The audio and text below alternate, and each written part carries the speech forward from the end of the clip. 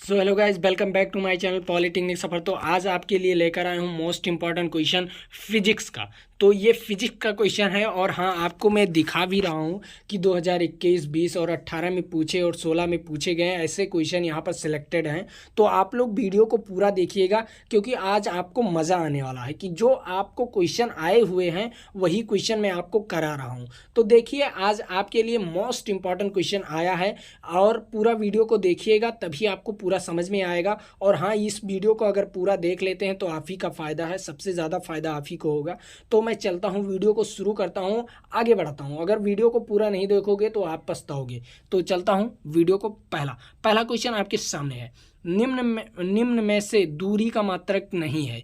जो कह रहा है कि दूरी का मात्रक क्या नहीं है, निम्न में से इन इन क्वेश्चन में से दूरी का मात्रक कौन सा नहीं है। ये भी है, ये भी है और माइक्रोन भी है, लेकिन एस्टेरेडियन नहीं है। क्या है? एस्टेरेडियन नहीं है। तो इसका राइट आंसर क्या हो जाएगा? एस्टेरेडियन। और ये देखिए यहाँ पर 2021, 20 और 18 और 16 में पूछे गए हैं, आपको बताने की ज़रूरत नहीं। आगे चलता हूँ। ये दूसरा नंबर क्वेश्चन कह रहा है पार्सेक का मात्रक क्या होगा। ये 2021 और 20 और 18 में पूछे गए हैं। तो पार्सेक का मात्रक क्या होगा? पार्सेक का मात्रक होगा दूरी का। जो पार्सेक है वो दूरी का मात्रक है। किसका है? दूरी का मात्रक। तो इसका राइट आंसर हो जाएगा दूरी। आगे बढ़ता हूं। और भी क्वेश्चन यहाँ पर कह रहा है कि वेग समय ग्राफ का क्षेत्रफल बताइए। जो वेग समय ग्राफ का क्षेत्रफल है वो किस किस चीज़ को निकाल देता है? वेग समय ग्राफ। तो 2021, 20 और 16 में पूछे गए हैं और मोस्ट इम्पॉर्टेंट भी है आपके पॉलिटेक्निक एंट्रेंस एग्जाम के लिए। तो यहाँ पर देखिए, जो वेग समय ग्राफ है वो अगर उसका हम क्षेत्रफल निकालें तो वह कौन से चीज़ को निकालेगा? वह निकालेगा त्वरण को। किसको? त्वरण को। वेग समय ग्राफ निकालेगा त्वरण को। अगर हम उसका क्षेत्रफल निकाल दें तो त्वरण को निकालेगा। आगे बढ़ता हूँ। और भी क्वेश्चन यहाँ पर 4 नंबर क्वेश्चन कह रहा है निम्न में से सदिश राशि है। निम्न में से कौन सा सदिश राशि है? कह रहा है कि कौन सा सदिश राशि 2021, 20 और 18। यहाँ पर सदिश राशि तो देखना है। सदिश राशि क्या है? द्रव्यमान अदिश राशि, दूरी अदिश राशि, चाल अदिश राशि, बल इसका राइट आंसर है। तो अगर वीडियो अच्छा लग रहा है तो आप लोग लाइक तो कर दीजिए भाई। लाइक में कंजूसी ना कीजिए अगर वीडियो अच्छा लग रहा है। और हाँ, सब्सक्राइब भी कर लीजिए, हमारे यूट्यूब चैनल को सब्सक्राइब भी कर लीजिए अगर वीडियो अच्छा लग रहा है। तो ऐसे ही आपको क्वेश्चन मिलते रहेंगे। तो अगर सब्सक्राइब और लाइक और कमेंट तो ज़रूर कीजिए कि अच्छा लग रहा है सर। कमेंट करना ना भूलिए, कमेंट करना ना भूलिए। आगे बढ़ता हूँ। और भी क्वेश्चन कह रहा है आवेश प्रवाह की दर को कहते हैं। जो आवेश प्रवाह, तो मैं आपको बता दूं, आवेश प्रवाह मतलब आवेश क्यों के प्रवाह मतलब इसके प्रवाह की दर, इसके दर को क्या कहते हैं? मतलब टी से भाग दे दिया जाए तो दर निकल आता है। तो क्या कहते हैं? इसे क्या कहते हैं? इसको कहते हैं धारा। क्या कहते हैं? धारा। आवेश प्रवाह की दर को क्या कहते हैं? धारा। तो आप लोग फार्मूला याद कर लीजिए ना। ऐसे फार्मूला आपको याद करना पड़ेगा भाई। ये होता है एक फार्मूला होता है Q बराबर NE होता है। ऐसे फार्मूला याद कर लीजिए। NE मतलब E का मान क्या होगा आपका? 1.6 × 10⁻⁻19 कूलम होता है। क्या होता है? 1 E में। तो आगे बढ़ता हूँ। यहाँ पर धारा इसका राइट आंसर हो जाएगा। क्या हो जाएगा? धारा इसका राइट आंसर। आगे बढ़ता हूँ। और भी क्वेश्चन आपके सामने प्रस्तुत कर रहा हूँ। यहाँ पर देखिए 6 नंबर क्वेश्चन, पृथ्वी पर वायुमंडल होने का कारण। जो पृथ्वी पर वायुमंडल है उसका होने का कारण 2020, 22 और 18 और 16। ये मोस्ट इंपॉर्टेंट है, हमारे तरफ से नोट कर लीजिए। मोस्ट इंपॉर्टेंट है ये क्वेश्चन, 100% आएगा आपकी बार पेपर में। तो इसे नोट कर लीजिए क्योंकि ये कई बार पूछे गए हैं। तो जो वायुमंडल का कारण है वो किसके कारण है मैं बता दूं आपको। वो है गुरुत्वीय के कारण। गुरुत्वीय के कारण, जो गुरुत्वीय है वायुमंडल है तो वो गुरुत्वीय के कारण है। आगे बढ़ता हूँ। यहाँ पर 7 नंबर क्वेश्चन कह रहा है कार्य करने की दर को कहते हैं। कार्य करने की दर, अगर दर आ जाए तो सीधा टी से भाग देना है, समय से भाग देना है। तो कार्य करने की दर मतलब टी। अगर W/T किस चीज़ का फार्मूला है? यहाँ पर P मतलब शक्ति का फार्मूला है। तो इसका राइट आंसर क्या होगा? शक्ति।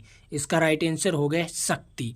तो लाइक करना ना भूलिए। वीडियो अच्छा लग रहा है, मैं जानता हूँ आपको वीडियो अच्छा लग रहा है, लेकिन आप लाइक में कंजूसी कर रहे हैं भाई।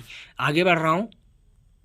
ये कह रहा है 8 नंबर क्वेश्चन, यदि वस्तु का द्रव्यमान दुगना कर दिया जाए तो वस्तु की गतिज ऊर्जा होगी। वस्तु की गतिज ऊर्जा क्या होगी? तो सिंपल सा है, वस्तु की गतिज ऊर्जा W बराबर होता है हाफ एम बी स्क्वायर। क्या होता है? Half M B square, half M B square. तो यहाँ पर हाफ एम बी स्क्वायर।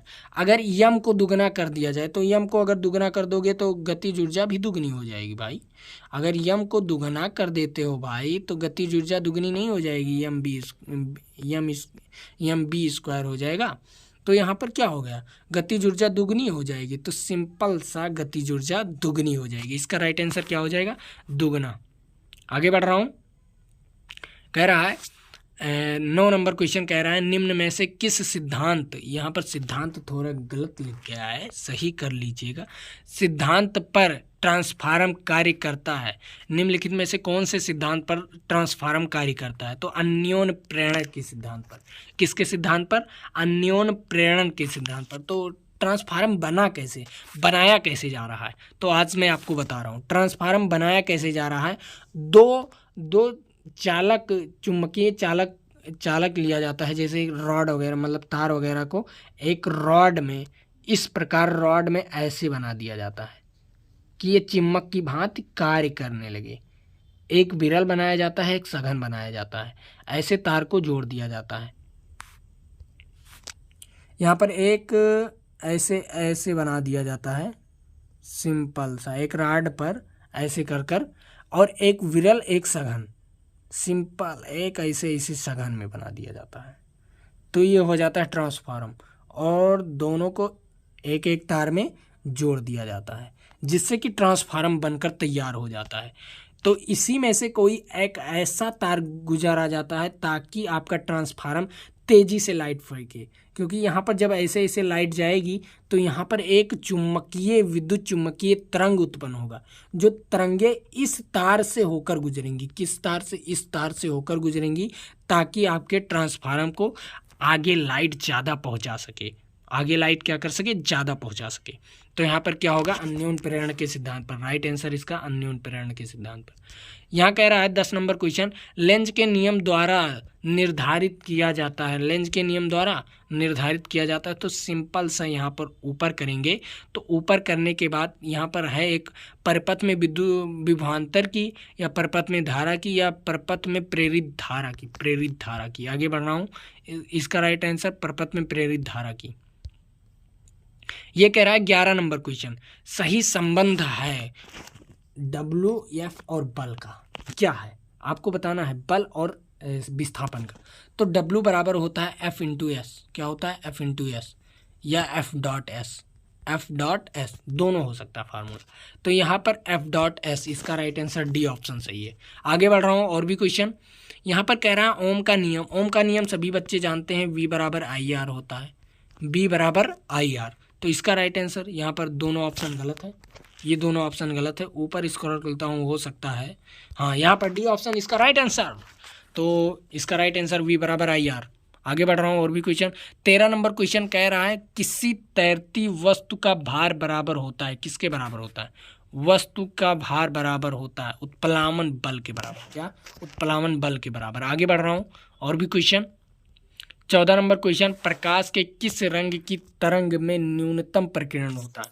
जो प्रकाश का रंग होता है, सबसे कम प्रकीर्णन किस रंग में होता है? लाल रंग में। किस में होता है? लाल रंग में। इसका राइट आंसर क्या होगा? लाल रंग। आगे बढ़ रहा हूँ। और भी क्वेश्चन 15 नंबर क्वेश्चन कह रहा है परम शून्य ताप पर अर्धचालक व्यवहार करता है। परम शून्य ताप पर अर्धचालक जो होता है वो व्यवहार करता है अचालक की भांति। आगे बढ़ रहा हूँ। और भी question most important 16 number question कह रहा है कार्बन मोनोऑक्साइड और नाइट्रोजन के गैसीय मिश्रण को कहते हैं, कॉल गैस। क्या कहते हैं? Coal gas. इसका राइट आंसर कॉल गैस। और देखिए भाई 2022, 19 और 18 में पूछे गए हैं, तो ये मोस्ट इंपॉर्टेंट है, मेरे तरफ से लिख लीजिए, ये आ सकता है भाई, आ सकता है। आगे बढ़ रहा हूँ। यहाँ पर देखिए 17 नंबर क्वेश्चन कह रहा है किस नियम के अनुसार द्रव्य को ना तो बनाया जा सकता है और ना ही नष्ट किया जा सकता है? तो यहाँ पर मैं बता दूँ, न द्रव्य को बनाया जा सकता है न नष्ट किया जा सकता है। तो यहाँ पर हो गया अवोगाद्रो नियम द्वारा। किसके द्वारा? अवोगाद्रो नियम द्वारा। इसका राइट आंसर डी हो जाएगा। आगे बढ़ रहा हूँ, और भी क्वेश्चन यहाँ पर कह रहा है 18 नंबर क्वेश्चन, निम्न में से कौन सा घटना टेलीविजन चित्र के लिए उत्तरदायी होता है? टेलीविजन चित्र के लिए, तो यहाँ पर क्या होगा? यहाँ पर संदीप्ति। क्या होता है? संदीप्ति। क्या होता है? संदीप्ति। आगे बढ़ रहा हूँ, और भी क्वेश्चन कह रहा हूँ 19 नंबर, रदरफोर्ड मॉडल की व्याख्या नहीं करता। जो रदरफोर्ड का मॉडल है वो किसका व्याख्या नहीं करता? किसी परमाणु के इलेक्ट्रॉनों की संरचना की, या किसी परमाणु के अस्तित्व की, या विकल्प ए तथा बी दोनों सही है। बताऊं मैं आपको, अस्तित्व। जो रदरफोर्ड ने बताया था कि इलेक्ट्रॉन नाभिक के चारों ओर घूमते हैं, तो उन्होंने गलत बताया था भाई। क्या गलत बताया था? कि जो इलेक्ट्रॉन घूमते हैं वो तो सही बताया था कि चारों ओर घूमते हैं, लेकिन जब घूमते हैं तो उसमें एक ऊर्जा क्षय होना चाहिए। जब ऊर्जा क्षय होगा तो ये धीरे धीरे ऐसे अपने एक कक्ष पर नहीं घूमने से ये ऐसे ऐसे घूमने लगेगा, जलेबी की तरह घूमने लगेगा, और जलेबी की तरह घूमते घूमते ये नाभिक में जाकर नष्ट हो जाएगा। इन्होंने ये नहीं बताया था कि एक अपने समक्ष कक्ष में रहता है। मतलब समक्ष कक्ष का मतलब एक अपने नियत कक्ष में रहता है, जिससे वो आकर्षण और प्रतिकर्षण के कारण वह अपने कक्ष से अलग नहीं जाता इलेक्ट्रॉन। इन्होंने ये नहीं बताया था, तो इनका ऑप्शन दोनों गलत है। मतलब डी ऑप्शन सही है, उपरोक्त में कोई नहीं सही है। इसका राइट आंसर क्या होगा? उपरोक्त में कोई नहीं सही है। आगे बढ़ रहा हूं, 20 नंबर क्वेश्चन कह रहा है शुद्ध जल का पीएच मान होगा। जो शुद्ध जल का पीएच मान है वह कितना होगा? शुद्ध जल का पीएच मान, तो शुद्ध जल का पीएच मान 7 होगा। आगे बढ़ रहा हूँ, और भी क्वेश्चन यहाँ पर कह रहा है 21 नंबर क्वेश्चन, निम्न में से कौन सा माइक्रो कॉस्मेटिक लवण है? माइक्रो कॉस्मेटिक लवण, तो यहाँ पर क्या हो सकता है? इसका राइट आंसर क्या हो जाएगा? इसका राइट आंसर हो जाएगा NaKSO4। क्या हो जाएगा? NaKSO4। आगे बढ़ रहा हूँ, और भी क्वेश्चन यहाँ पर कह रहा है एक्स के संधारण के लिए फैन प्लावन विधि द्वारा निम्न में से किस एक का व्यवहारिक अनुप्रयोग है? जो व्यवहारिक अनुप्रयोग है वो किसके द्वारा होता है? तो अधिशोषण के द्वारा। क्या किसके द्वारा? अधिशोषण के द्वारा। इसका राइट आंसर अधिशोषण।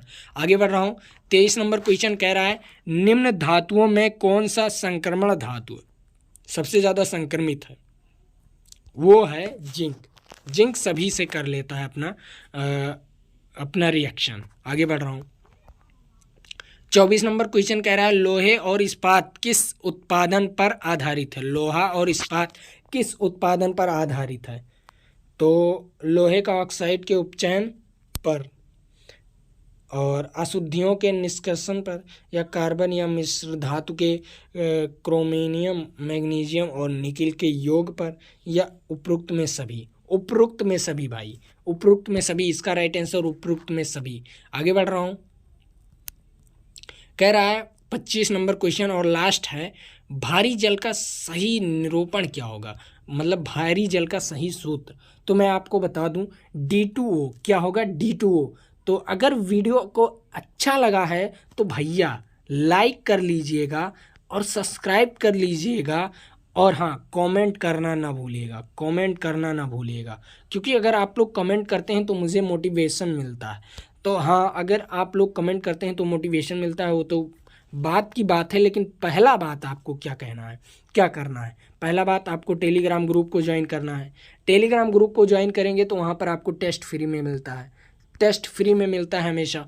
और हाँ, टेलीग्राम ग्रुप को ज्वाइन करने के बाद आपको वहाँ से PDF डाउनलोड करना है। ये सारे PDF आपको अपलोड मिलेंगे वहाँ पर, तो उस PDF को डाउनलोड करना है और अपने खुद से पढ़ना है, ताकि आपको एफर्ट अपने से खुद लगा सको। तो आज के लिए इतना ही, चलता हूँ। जय हिंद, जय भारत, और कल मिलेंगे आपके साथ।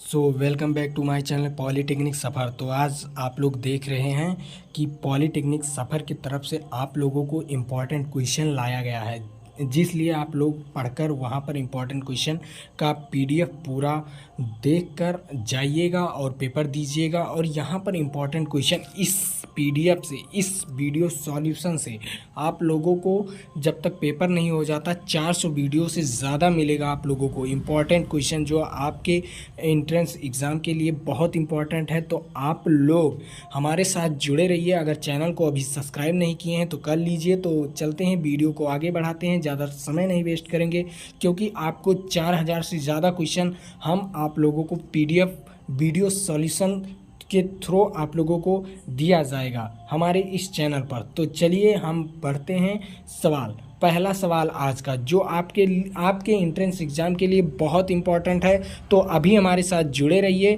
तो चलते हैं, आगे बढ़ते हैं। पहला सवाल, केल्विन किस राशि का मात्रक है? आप लोग ही बताइएगा कि केल्विन किस राशि का मात्रक है। अगर इसका जवाब आप लोग दे सकते हैं तो अभी मेरे साथ जुड़कर और दीजिए और कमेंट बॉक्स में इसका आंसर पिन कीजिए। तो चलते हैं, आगे बढ़ते हैं। और इसका आंसर केल्विन जो है वो ताप का आंसर है, मतलब ताप का वो मात्रक है। तो आप लोग जुड़े रहिए हमारे साथ। तो चलते हैं अगला क्वेश्चन 1 नैनोमीटर तुल्य है क्या? 1 नैनोमीटर किस चीज़ का 1 नैनोमीटर तुल्य है? आप लोग देखते रहिए। 1 नैनोमीटर में कितने मीटर होते हैं आप लोग जानते होंगे। 10 की पावर क्या होता है 9, क्या -9 मीटर होता है। क्या होता है? मीटर। तो आप लोग 10 की पावर -9 मीटर होता है। लेकिन यहाँ पर क्या दिया हुआ है सेंटीमीटर, और इसमें मिलीमीटर, और यहाँ पर सेंटीमीटर, और यहाँ पर सेंटीमीटर। तो यहाँ पर सेंटीमीटर में दिया गया है और मिलीमीटर में दिया गया है। तो इसे हमें मिलीमीटर या सेंटीमीटर में बदलना होगा। तो पहले हम सेंटीमीटर में बदल कर देखते हैं। तो सेंटीमीटर में इसे हम अगर सेंटीमीटर में बदलेंगे तो यहाँ पर क्या हो जाएगा, 10 की पावर जो -9 है मीटर में है, और इसे अगर हम सेंटीमीटर में बदलेंगे तो यहाँ पर हो जाएगा 10 की पावर -7 सेंटीमीटर। तो इसका राइट आंसर क्या हो जाएगा, 10 की पावर -7 सेंटीमीटर। मतलब इसका सही आंसर सी हो जाएगा। तो आगे बढ़ते हैं सवाल को। बहुत इम्पॉर्टेंट सवाल है। अगर आप लोग इस वीडियो को नहीं देखेंगे पूरा तो आप लोगों का क्वेश्चन मिस हो जाएगा। लगभग आप लोग 100 नंबर से ज़्यादा का क्वेश्चन मिस कर देंगे अगर इस वीडियो को पूरा नहीं देखेंगे। तो जो बच्चे जानते हैं वो बच्चे आंसर को पिन करें, तुरंत पिन करें और कमेंट करें। अगर चैनल पर नए हैं तो चैनल को सब्सक्राइब करें। तो चलते हैं आगे। प्रकाश वर्ष किसका मात्रक है? आप लोग बताइए, प्रकाश वर्ष किसका मात्रक है? ये वेरी इंपॉर्टेंट जो आपके एंट्रेंस एग्ज़ाम में पूछे जाते हैं, ये वेरी इंपॉर्टेंट है। तो आप लोग इसे वेरी इंपॉर्टेंट जान जाइए, वेरी इम्पॉर्टेंट। ये VVIP क्वेश्चन है जो हर साल पूछे जाते हैं, हर पेपर में पूछे जाते हैं, हर एक सेट में पूछे जाते हैं। तो ये वेरी इंपॉर्टेंट है। तो ये किसका मात्रक है बताइए? प्रकाश वर्ष किसका मात्रक है? दूरी का मात्रक है। किसका मात्रक है? दूरी का मात्रक है। ये बहुत इंपॉर्टेंट सवाल है, तो आप लोग इसे ज़रूर याद कर लीजिएगा। आगे चलते हैं। लीटर किस पद्धति का मात्रक है? आप लोग बताइए, लीटर किस पद्धति का मात्रक है? लीटर MKS पद्धति का मात्रक है। किस पद्धति का? MKS पद्धति का। सिर्फ एक पद्धति होते हैं 3 प्रकार के। कौन से होते हैं? CGS। क्या होते हैं? CGS। एक CGS होता है, ये एक MKS होता है, एक पौंड क्या होता है? पौंड, POND, पौंड कहाँ पर नापा जाता है? पौंड नापा जाता है। जैसे केक वगैरह पौंड में आता है। आप लोग केक वगैरह खाए होंगे या आप लोगों का बर्थडे हुआ होगा तो ये पौंड में आता है। कई पौंड में आते हैं, कई ऐसे पौंड में आते हैं। तो आगे बढ़ते हैं। पांचवा बहुत इंपॉर्टेंट सवाल है, ये पूछे जाते हैं, बहुत इंपॉर्टेंट सवाल है, वेरी इंपॉर्टेंट सवाल। तो आप लोग देखते रहिए। एम्पियर विद्युत धारा का मात्रक तो है, आप लोग जानते भी होंगे एम्पियर विद्युत धारा का मात्रक है, लेकिन एम्पियर किस पद्धति का मात्रक है? आप लोग बताइए, एम्पियर किस पद्धति में आता है? आप लोग बताइए कि एम्पियर किस पद्धति में आता है? MKS पद्धति में। MKS पद्धति में। क्या? MKS पद्धति में एम्पियर MKS पद्धति में आता है। इंपॉर्टेंट सवाल है, यहाँ पर बजा भी सकता है। अगर यहाँ पर बोल्ट दिया होता और यहाँ पर बोल्ट दिया होता तो ये किसका मात्रक होता, तो ये एसआई पद्धति का मात्रक होता है, तो ये एमकेएस पद्धति का मात्रक नहीं होता। लेकिन यहाँ पर एम्पियर दिया है, इसलिए आप लोगों को वैसे भी क्वेश्चन लेकर आऊँगा जो आप लोगों के एग्ज़ाम के लिए बहुत इंपॉर्टेंट है, बहुत मायने रखेगा। तो आगे बढ़ते हैं। 60वां सवाल। 60वां सवाल, एंगस्ट्रॉम किस भौतिक राशि का मात्रक है। 60वां सवाल में पूछा गया है एंगस्ट्रॉम, जो एंगस्ट्रॉम है वो किस भौतिक राशि का मात्रक है। आप लोग बताइए आंसर इसका, किस भौतिक राशि का मात्रक है एंगस्ट्रॉम। एंगस्ट्रॉम किस चीज़ का नाप होता है। एंगस्ट्रॉम तरंग दैर्ध्य को नापता है। क्या नापता है, तरंग दैर्ध्य को। तो प्रकाश का तरंग दैर्ध्य एंगस्ट्रॉम, जो लेमडा किस में नापा जाता है, आप लोग बताइए। लेमडा ऐसे तो बना होता है ये एंगस्ट्रॉम में, जैसे 4000 एंगस्ट्रॉम, क्या 4000 एंगस्ट्रॉम ऐसे तो लगा होता है। तो तरंग दैर्ध्य जो होता है वो नापा जाता है एंगस्ट्रॉम में। तो 7वां क्वेश्चन आपके सामने, एक माइक्रो में एंगस्ट्रॉम की संख्या बताइए। एक माइक्रो में एंगस्ट्रॉमों की संख्या क्या होगी। एक माइक्रो में एंगस्ट्रॉमों की संख्या, एक माइक्रो में कितने मीटर होते हैं, आप लोग बताइए। एक माइक्रो में 10⁶ मीटर होते हैं। क्या होते हैं, 10⁶ मीटर होते हैं। लेकिन आप लोग यहाँ पर जुड़े रहिए। अभी ये देखिए एंगस्ट्रॉम में है। एंगस्ट्रॉम क्या होता है, 10⁻⁻10। क्या होता है, 10⁻⁻10 एंगस्ट्रॉम। तो यहाँ पर अगर 6 घटा दिया जाए उसमें तो 10⁴ बचेगा ना। तो यहाँ पर क्या बचेगा, अगर 10⁻6 और गुणे 10⁻−10 क्या होगा, यहाँ पर 10⁻4 होना चाहिए। तो यहाँ पर क्या होना चाहिए, 10⁻4। तो ये राइट आंसर है। यहाँ पर माइनस नहीं दिया गया है, माइनस नहीं बताया गया क्योंकि उसे उल्टा लगाया गया है। इसमें सवाल उल्टा लगाया गया है, ऑप्शन थोड़ा गड़बड़ हो सकता है। तो इम्पोर्टेंट सवाल है, आगे चलते हैं। 8वां सवाल। 8वां सवाल, 1 मिनट में माइक्रो सेकंड होता है। 1 मिनट में कितने माइक्रो सेकंड होते हैं, आप लोग बताते रहिए कमेंट बॉक्स में। अगर जो जानता है वो बताइए। 1 मिनट में माइक्रो सेकंड कितने माइक्रो सेकंड होते हैं। बी नंबर इसका आंसर, इसका वी सही है। क्या है, 6 × 10⁻7 माइक्रो सेकंड होते हैं। क्या होता है, 6 × 10⁻−7 माइक्रो सेकंड होता है। तो आगे बढ़ते हैं। 9वां सवाल, यांत्रिक ऊर्जा को विद्युत ऊर्जा में बदलने वाली मशीन क्या है। यांत्रिक ऊर्जा को और विद्युत ऊर्जा में बदलने वाले यंत्र का क्या नाम है, आप लोग बताइए। यंत्र का क्या नाम है, जैसे यांत्रिक ऊर्जा को विद्युत ऊर्जा में बदलने का यंत्र का क्या नाम है, आप लोग बताते रहिए। इस यंत्र का नाम है डायोमीटर। क्या है, डायोमीटर। क्या है, डायोमीटर। इस यंत्र का नाम है डायोमीटर। आगे बढ़ते हैं। अगर हमारे इस चैनल को सब्सक्राइब नहीं किए हैं तो अभी सब्सक्राइब कर लीजिए, इसी चैनल पर आप लोग हैं। तो निम्नलिखित में से न्यूनतम प्रतिरोध किसका है, आप लोग बताइए। निम्नलिखित में से सबसे ज़्यादा न्यूनतम प्रतिरोध किसका है, वोल्ट मीटर का। किसका है, वोल्ट मीटर का। न्यूनतम प्रतिरोध इसी में होता है, राइट आंसर इसका। चलते हैं 11 नंबर सवाल। एक चौक कुंडली धारा में क्या होता है, क्या इसमें क्या चीज़ बढ़ जाती है, धारा का मान बढ़ जाता है, प्रत्यावर्ती धारा का मान बढ़ जाता है। कभी भी डिस्ट धारा मत लगाना चौक कुंडली में। चौक कुंडली में सिर्फ प्रत्यावर्ती धारा का ही मान बढ़ जाता है। ये चौक कुंडली किस में लगता है, सिर्फ ट्रांसफार्मर में। ट्रांसफार्मर का ये काम करता है लगभग। अब यहाँ पर 12वां नंबर क्वेश्चन है, ट्रांसफार्मर को कोड, जो कोड होता है वो किस चीज़ की बनी होती है, वो कोड किस चीज़ की बनी होती है, आप लोग बताइए। वो कोड नरम लोहे की बनी होती है। क्या होती है, नरम लोहे की बनी होती है। क्योंकि अगर कहीं पर किसी को करंट मार देता है या कहीं पर ज़्यादा लाइटें चली जाती हैं या कहीं पर ज़्यादा वोल्टेज चला जाता है तो ट्रांसफार्मर जो है वो उसका तार गलकर टूट जाता है। इसीलिए सब लोग कहते हैं उसका फ्यूज़ उड़ गया है। तो ये नरम लोहे की बनी होती है। आगे बढ़ते हैं। एमीटर को समांतर क्रम में जोड़ने पर धारा प्रवाहित होगी। एमीटर को समांतर क्रम में जोड़ने पर धारा कैसे प्रवाहित होगी, आप लोग बताइए। धारा अधिकतम प्रवाहित होगी। क्या होगी, अधिकतम प्रवाहित होगी। तो चलते हैं, आगे बढ़ते हैं।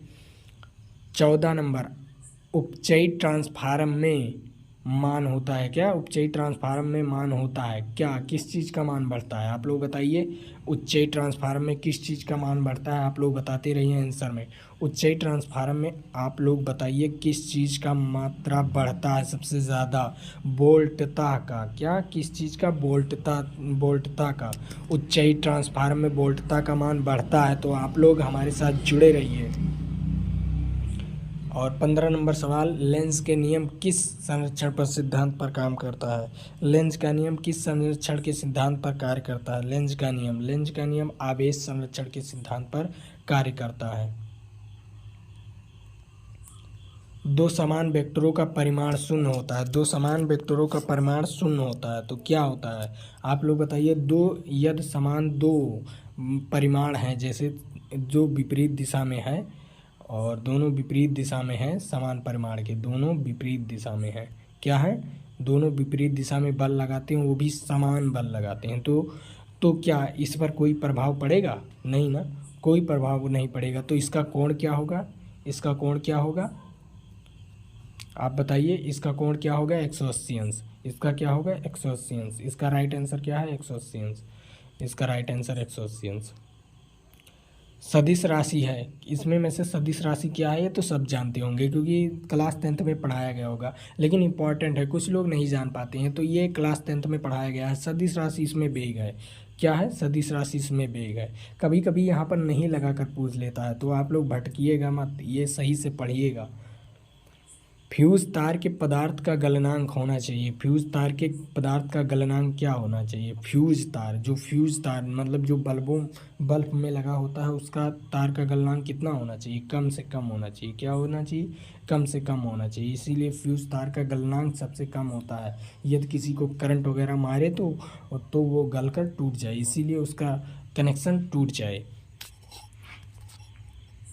और यहाँ पर एक सवाल आ गया है, बहुत इंपॉर्टेंट सवाल, ये कई बार पूछा गया है। एक पंखे जिसका वोल्ट क्या दिया है? बी दिया है। क्या दिया है? वी बराबर दिया है 220 वोल्ट। क्या दिया है? 220 वोल्ट। और क्या दिया है? आई बराबर दिया है आप लोगों को 1.5 एम्पियर। क्या दिया है? एम्पियर। 1.5 एम्पियर। तो पंखे की शक्ति निकालना, तो शक्ति बराबर क्या होता है? पी बराबर क्या होता है? वी आई होता है ना। आप लोग जानते हैं पी बराबर वी आई होता है। तो इसका अगर 220 और 1.5 का गुणा कर देंगे, क्या कर देंगे? गुणा कर देंगे, तो आ जाएगा आंसर इसका। इसका आंसर क्या आएगा? यदि हम 220 को 15 से गुणा, मतलब 1.5 से गुणा करेंगे तो क्या होगा? 15 दूना 3, मतलब 0 हो जाएगा। और 15 दूना 30 के 0 हासिल हुआ 3। और उसके बाद 15 दूना 30 और 3 33। यहाँ पर क्या होगा? 30 3 33। यहाँ पर पॉइंट लग जाएगा। 330 क्या होगा? 330 वाट। क्या होगा? 330 वाट। इसका राइट आंसर क्या है? 330 वाट। तो आगे बढ़ते हैं। विद्युत बल्ब का जो तार होता है, जो विद्युत बल्ब में जो 10 रुपये का तार मिलता है, उस किस चीज़ का बना होता है? वह किस चीज़ का बना होता है? टंगस्टन का। क्या? टंगस्टन का बना होता है। ये टंगस्टन का बना होता है। इसका राइट आंसर टंगस्टन है। तो यदि हमारे चैनल को सब्सक्राइब नहीं किए हैं तो अभी कर लीजिए। और अगर ये वीडियो अच्छा लगा है तो हमारे चैनल पर सपोर्ट कीजिए और शेयर कीजिए। वीडियो को ज़रूर शेयर कीजिएगा, क्योंकि अगर इस चीज़ का पीडीएफ आप लोगों को लेना है, क्या पीडीएफ आप लोगों को लेना है, तो हमारे टेलीग्राम ग्रुप को ज्वाइन कर लीजिए। क्या? टेलीग्राम ग्रुप को ज्वाइन कर लीजिए, अभी ज्वाइन कर लीजिए। इसी के नाम से है हमारा टेलीग्राम ग्रुप, और डिस्क्रिप्शन में दिया गया लिंक, वहाँ से भी ज्वाइन कर सकते हैं और यहाँ से भी ज्वाइन कर सकते हैं। जाकर सर्च करेंगे पॉलिटेक्निक सफ़र तो हमारा चैनल और हमारा ग्रुप आ जाएगा। तो जिस पर ज्वाइन करना चाहते हैं उस पर कर सकते हैं, सभी पर अपलोड कर दिया जाता है। और अगर आप लोग अपना डाउट पूछना चाहते हैं तो हमारे इस नंबर पर डाउट पूछ सकते हैं। 98 38 460 969। क्या? 969। इस पर कॉल कर पूछ सकते हैं। क्या? फिर से लिख देता हूँ, 98 38 460 969। इस पर कॉल कर कर कोई भी चीज़ पूछ सकते हैं। तो चलता हूँ, अब मिलेंगे अगले वीडियो में, तो जुड़े रहिए हमारे साथ अंत तक। Thank you very much watching the videos. तो चलते हैं, जय हिंद जय भारत।